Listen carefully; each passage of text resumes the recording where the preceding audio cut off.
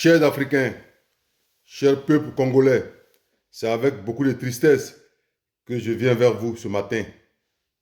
C'est avec beaucoup d'amertume que je m'adresse à vous. Oui, peuple de Lumumba, pays de Lumumba, peuple de dignité, peuple de révolution, peuple d'éveil de conscience.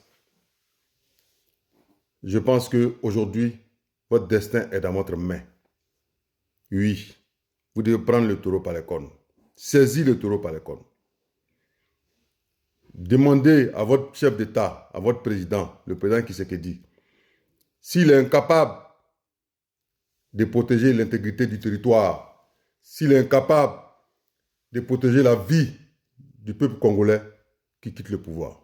Parce qu'on ne saurait accepter que depuis des décennies, des individus, des voleurs, des malfrats,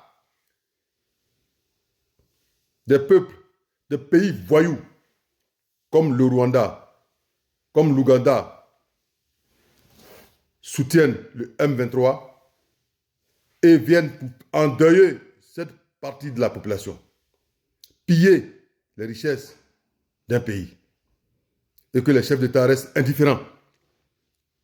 Si vous ne pouvez pas protéger les Congolais, rendez-le le tablier. C'est ce qui est vrai et c'est ce qui est important. Le Congo fait près de 100 millions d'habitants.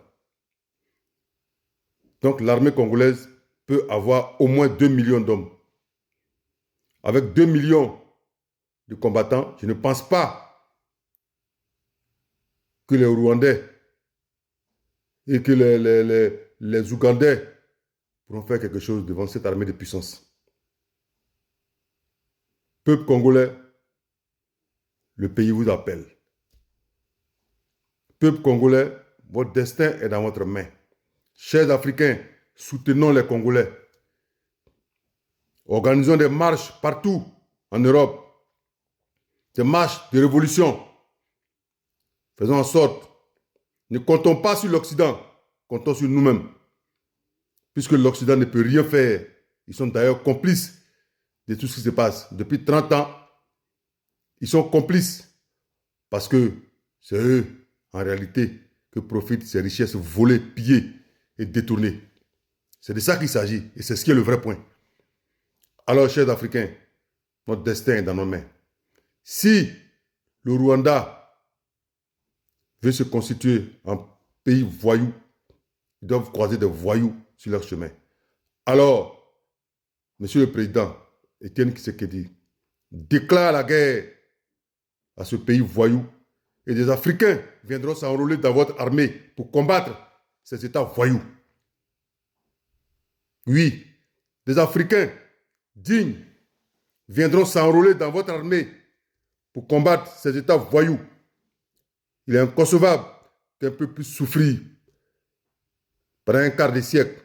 Ce n'est pas normal.